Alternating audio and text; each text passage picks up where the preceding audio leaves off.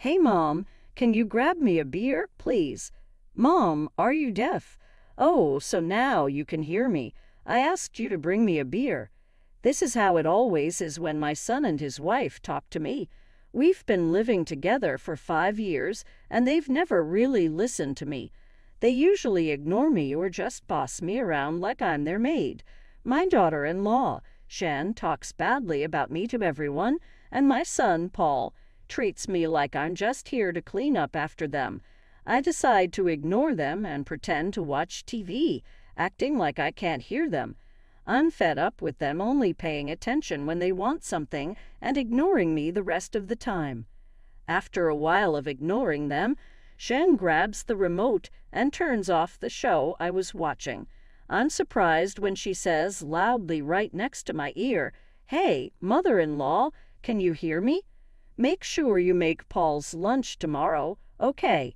Her voice was so loud it made my ears ring, and I couldn't help but grimace. Seeing my reaction, my daughter-in-law laughed and left the living room with my son.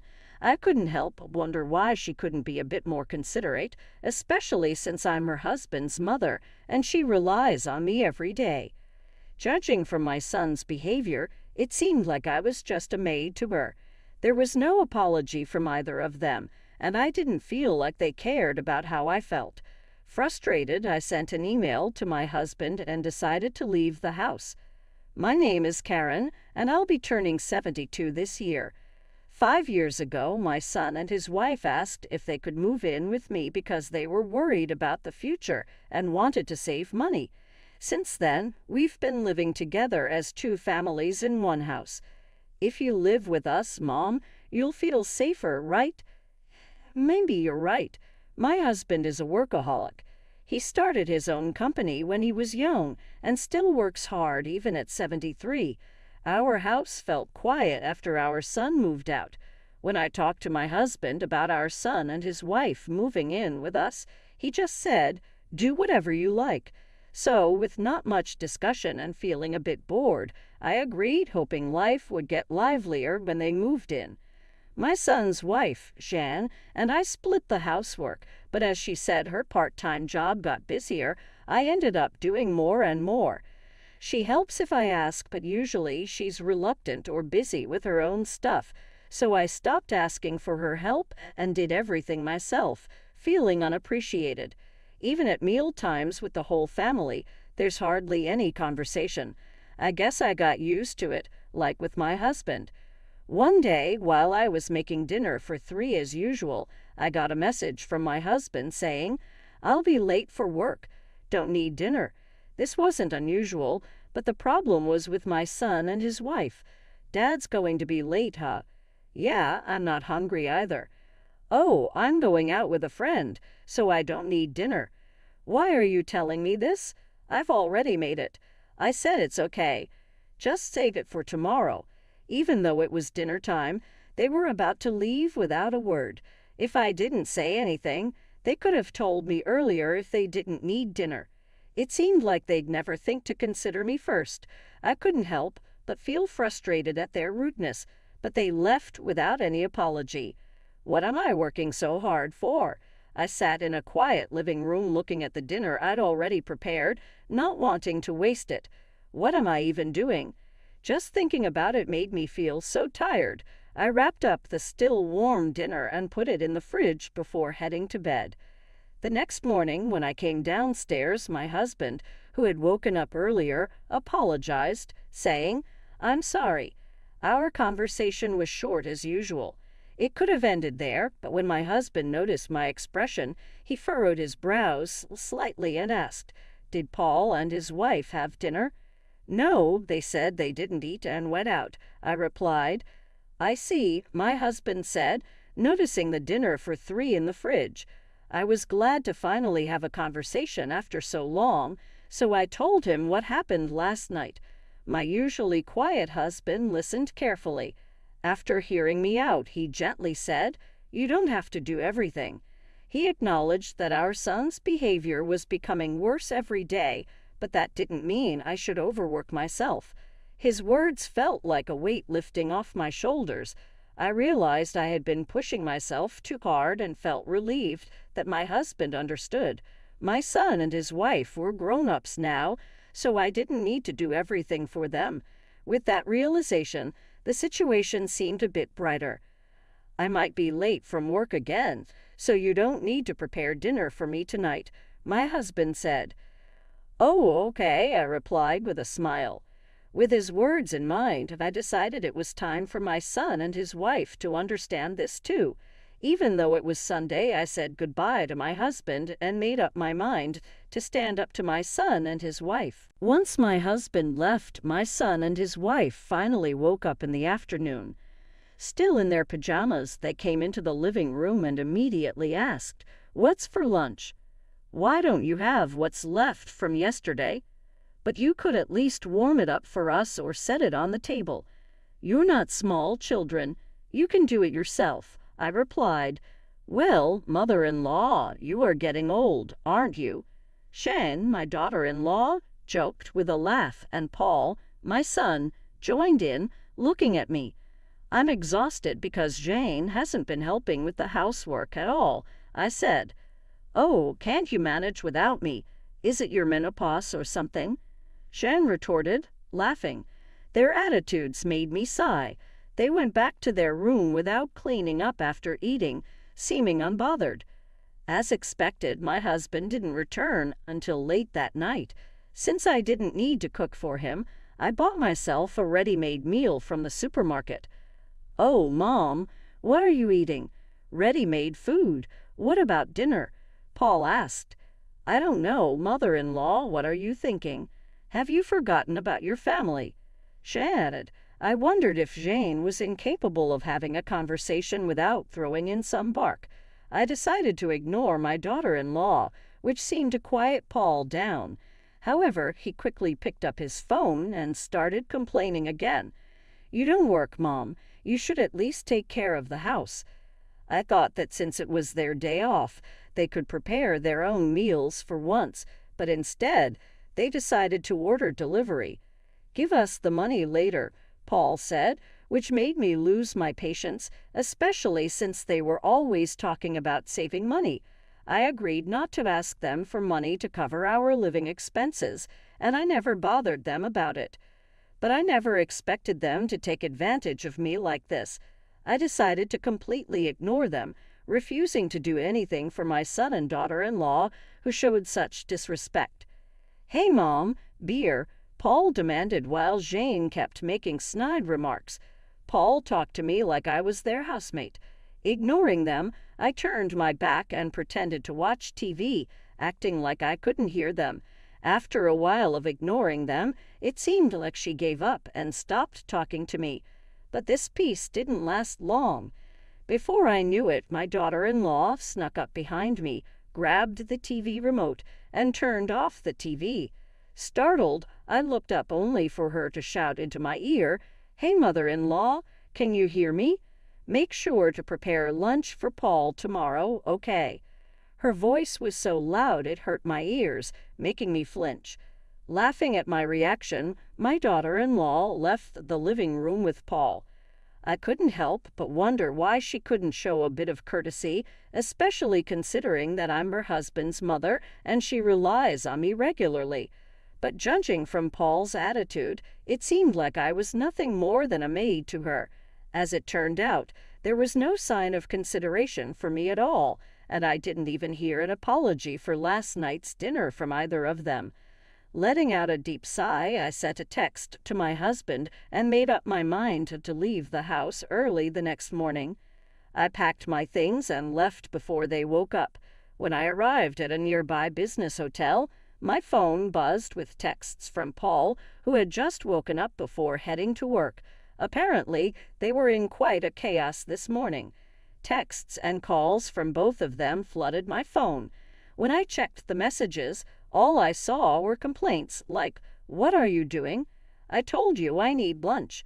Shan also sent a mocking text, "Are you wandering around forgetting your responsibilities?" It seemed they were struggling just because I hadn't prepared breakfast for them, which made me chuckle a bit. Seeing a call from Paul during his lunch break, I decided it was time to talk to him. "You finally picked up, Mom. Where the hell are you and what are you doing?" Paul's voice sounded impatient. "It's none of your business, is it? You didn't even prepare our food. Where are you?" "Paul, you're not a child. You can make your own food, can't you?" I responded, feeling irritated. If he had struggled so much to prepare just one meal, he should have shown some appreciation. But to my surprise, he said something unexpected. "I'm paying for living expenses, so I need you to do the housework." "Living expenses? What are you talking about? I never received such a thing," I said, puzzled. "Why not? Shane should have been giving it to you every month, so don't lie," Paul insisted, claiming he was paying me living expenses. Despite my truthful denial, Paul started calling me a liar. The truth is my husband covers all their living expenses, including their food. Even after explaining this repeatedly, Paul refused to believe me. I could hear Jane in the background saying, "You're probably just playing dumb and spending it for yourself. Figure it out yourselves by now." I hung up the phone and let out another big sigh. Why do they believe they're not in the wrong even after all this? I didn't understand what Paul was talking about earlier when he mentioned our living expenses. About a week after I left the house, the situation improved. My husband, who had come to check on me, apparently talked to Paul and Jen. Their texts suddenly became more respectful and submissive. Wondering what had happened, I received a text from my husband. "Paul and Jen want to apologize. If you feel like it, please come home." Thanks to my husband's talk, they finally seemed to understand. I replied to my husband's text, made preparations, and decided to go home that day. When I returned, Paul and Jen were waiting at the entrance, their faces pale and worn out. It seemed they were quite upset by the lecture from my husband. I decided to hear the story about this past week from them and my husband about the living expenses I mentioned on the phone. I said I didn't receive them, right? You said you wanted to save money, so I didn't say anything. Actually, Dad was really mad at us about that, Paul explained. It seemed my son had misled his father about his contribution to the household expenses, believing I had been lying and portraying me as the villain. However, when my husband explained the reality of my busy schedule and showed him our household book, Paul quieted down. "You couldn't even believe me, but Jane kept saying that she was giving you the money. So what happened to your living expenses?" I asked, feeling betrayed from my son's perspective. He was definitely paying, so he must have been baffled, but the money wasn't reaching me. It seemed my husband then confronted Jane and made her confess. At first, Jane pretended ignorance, but when my husband confronted her, she finally confessed everything. I'm appalled. She was accusing me of squandering money on the phone, but it turns out she was just talking about herself, I said, feeling betrayed. But living with my in-laws can be stifling, and everyone was inviting me, so I just because of that, you thought it was okay to embezzle our living expenses. You made me look like a fool, too, Paul interjected, his voice full of frustration. What? You're acting all high and mighty, too, Shan retorted defensively.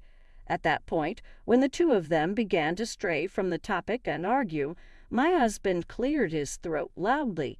Startled by his sudden interruption, Paul and Jane fell silent immediately, seemingly terrified of my husband's disapproval. I couldn't help but chuckle at their reaction, like children caught misbehaving. Excuses, excuses. Cut the crap. First, you should sincerely apologize to your mom, my husband said firmly. I'm sorry. The two of them finally bowed their heads to me. But Paul still tried to justify himself, saying he had been taking it easy because it was his home. I've been busy at work, and I just wanted to relax at home, he added. So what about your mother, who is being taken for granted and mocked by her big son and his wife, even in her own home? My husband's words cut through my son's excuses, leaving him speechless. I'm appalled at my son, who despite his age still relies on his parents, and Jean, who took advantage of that to embezzle money. My husband continued, his tone firm. Mom, I'm sorry. You see, I'm apologizing to you, Paul said, trying to make amends. Do you think an apology makes everything okay? Please reflect on yourself a bit. I responded firmly. The two of them thought that bowing their heads to me would resolve everything smoothly, and they were flustered by my words as they tried to make excuses. But I could see through their scheme, and I shook my head. Whether you contribute to the living expenses or not, I can't overlook that attitude. You have to learn to be more grateful, I said firmly. But aren't you worried about your future too, mother-in-law? Paul interjected. Yes, I'm full of worries about relying on people like you. How can you talk to us like that? I retorted. You splurge our living expense out of stress from living with us. Jean added defensively. I can't have someone like you stay with us any longer, I stated firmly, silencing them with my resolve. They needed to learn once again how rude their actions were while living together as a couple. Later, we managed to have them move out in the days that followed. Jane, my son's wife, started to come to our house occasionally to learn household chores from me. She continually vented about how my son Paul did not lift a finger to help with any housework, as she had always been showing off to her colleagues. I assumed she couldn't complain to anyone else. Now I understand just how much I relied on you, Karen, she admitted. Indeed. And yet you have the audacity to accuse me of being deaf and squandering money, I remarked, feeling vindicated. Unable to live with us anymore and facing financial constraints due to her misuse of funds, Jan fervently complained about her now austere life. However, as I listened, I couldn't help but feel that she was simply facing the consequences of her actions. As for Paul, he started to bring home delicious snacks as gifts from time to time, seemingly trying to make up for his previous lack of consideration. Although he still mentioned his past behavior occasionally, I appreciated his efforts. I knew he wasn't the most expressive or communicative person, but his gestures were touching nonetheless. During our discussions with Paul and Jan, my husband expressed his gratitude, saying, "Thanks for your hard work, honey. I appreciate it. I'm glad that I can talk to my husband like this again," I reflected, feeling grateful for the calmness that had returned to our lives despite the challenges we faced. I found myself leading a life that was calmer and happier than before.